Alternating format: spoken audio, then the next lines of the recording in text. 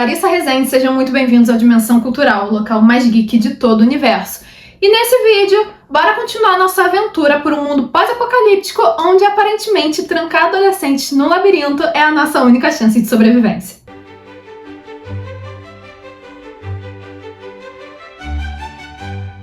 Maze Runner joga um bando de adolescentes num labirinto após o fim do mundo e deixa o público com essa aura de mistério. Por que eles estão ali? Qual é o objetivo? O que está acontecendo no lado de fora? Sua sequência Maze Runner Prova de Fogo veio para responder essas perguntas e, como uma boa saga adolescente, teve a sua adaptação para o cinema e eu vou falar um pouco de como a história foi adaptada. Olá, Thomas. Você me conhece? Prova de Fogo começa logo após os eventos do primeiro livro, quando os adolescentes são supostamente resgatados por uma resistência, mas logo depois descobrimos que era só a Cruel disfarçada. A gente percebe que enganar é um comportamento muito natural dessa empresa. Aí eles são trancados num prédio e coisas estranhas começam a acontecer. A Teresa some, um garoto que estava em outro labirinto aparece, as luzes se apagam, aí corpos pendurados no teto aparecem, aí depois eles desaparecem, até o momento em que um homem aparece, que é o Jensen, que é um dos representantes da Cruel, e resolve abrir o jogo com eles. Ele diz que por conta das tempestades solares, um vírus surgiu na Terra chamado Fulgor, e esse vírus transforma as pessoas em zumbis, que aqui são chamadas de Cranks. E algumas pessoas nasceram imunes a esse vírus. Agora, esses adolescentes imunes estão sendo testados em ambientes que causam muito estresse para ver como seu organismo reage e assim tentar desenvolver uma cura. E agora eles precisam passar para a próxima fase dos testes, que é atravessar um deserto radioativo e cheio de Cranks até um local que a Cruel fala que será o refúgio seguro deles. E eles vão. Bem-vindos ao deserto!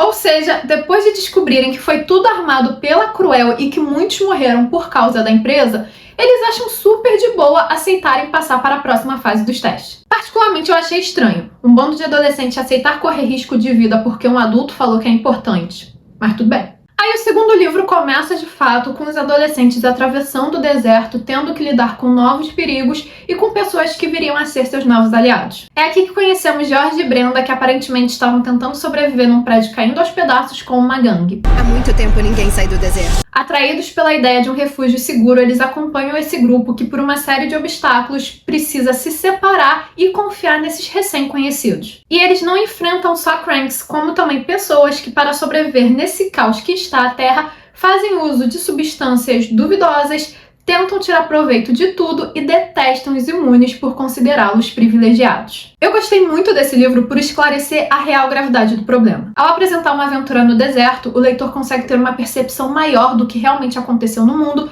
mesmo que a Cruel ainda esteja escondendo algumas informações. E eles escondem mesmo, tá? Não é só porque as coisas estão mais claras pra gente que não surgem novas perguntas ao longo da narrativa. Mas também foi um livro que trouxe um toque a mais na história, assim, ele tem muito mais terror. Thomas, cuidado! Pra trás, volta! Eu diria que algumas cenas se encaixam perfeitamente nesse gênero, fazendo com que o leitor fique tão tenso quanto o personagem que está passando por determinada provação, principalmente relacionada aos Cranks. Assim, eu confesso que deu um certo medo em algumas cenas na cidade, principalmente por conta da insanidade das pessoas que foram atingidas pelo fulgor. Mas apesar desses pontos positivos, eu não sei se eu gostei mais desse livro ou do anterior. Prova de Fogo definitivamente traz uma história mais madura num mundo selvagem onde o perigo não está limitado pelo labirinto, com um toque de terror bem desenvolvido, mas eu acho que não precisava ser tão longo. Como toda a problemática do livro está em atravessar o deserto até chegar em uma zona segura, a sensação que eu tive é que o autor teve que criar uma série de obstáculos para esticar a história ao máximo até o seu clímax. E chegou uma hora que isso me cansou. As mudanças repentinas nas atitudes dos personagens, principalmente a Teresa, também me incomodaram. Eu sei que tudo fazia parte do experimento, mas mesmo assim cansou porque ficou algo repetitivo. Toda hora tinha uma mudança em relação à atitude da Teresa e aí você não conhecia mais a personagem. E na verdade você nem fazia mais questão dela na história de tanto que ela começou a encher o saco. Foi uma personagem que decaiu muito aqui, em certos momentos parecia que o autor não sabia o que fazer com ela ou não sabia demonstrar que a Teresa estava dividida, que estava passando por um problema, né, por um conflito interno, e aí ficou jogando a personagem de um lado para o outro. Na verdade, até a atitude da própria empresa parece ilógica diante do fim do mundo. De que lado você está? A Cruel tem um raciocínio muito louco em relação a esses experimentos para analisar a reação dos personagens. Porque é o tipo de coisa que eles estão matando a galera. Eles estão acabando com aqueles que são imunes, que podem ter a cura, só pra ver quem é o melhor. Pessoas imunes já são raras e a empresa fica diminuindo a quantidade deles no mundo. E mais estranha ainda é a reação dos personagens sabendo disso. Eles continuam como ratos de laboratório e seguem as ordens da Cruel. Eles são adolescentes, eles deveriam estar super bolados ao descobrirem como estão sendo tratados, deviam de se revoltar e fugirem da Cruel. E é nesse ponto que nós chegamos ao filme. A nível de adaptação, o negócio desandou. A nível de narrativa, eu confesso que eu gostei mais do que o livro. O que você viu? Porque assim, quando olhamos a trilogia como um todo, nós percebemos que o segundo e o terceiro filme mesclaram eventos que acontecem no segundo e no terceiro livro. Por isso que alguns acontecimentos estão fora de ordem, as meninas que foram trancadas em outro labirinto aparecem juntas a um movimento de resistência. O Jorge e a Brenda são realmente pessoas que estão tentando sobreviver mundo afora e não são imunes, assim, no livro a história deles é diferente. A diferença é bem significativa em comparação à adaptação do primeiro livro e eu entendo que os fãs não tenham curtido os filmes.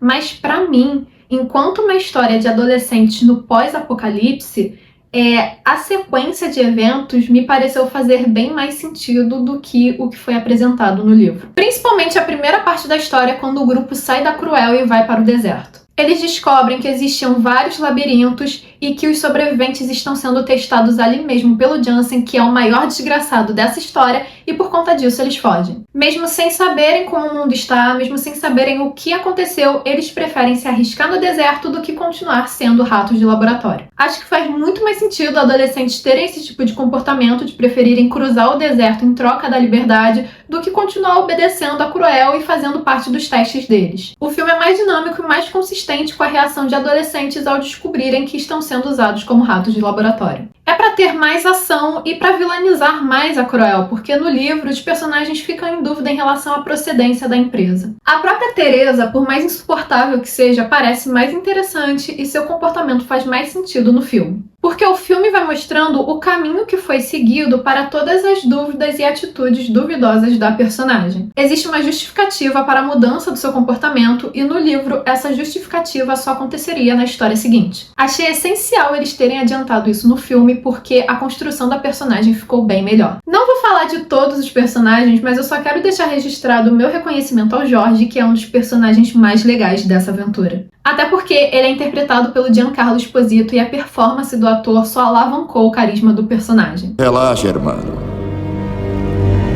Vamos colocar vocês no lugar certo. A galera da Resistência é muito show e até as migalhas de informações sobre o passado do Thomas são apresentadas de uma forma mais clara. No livro fica muito disse pelo não disse, já que o Thomas se recusa a aceitar esses lapsos de memória e quando alguém quer falar com ele sobre o que aconteceu, ele se recusa a ouvir. Assim, não facilita o trabalho do leitor que quer saber sobre o passado do personagem.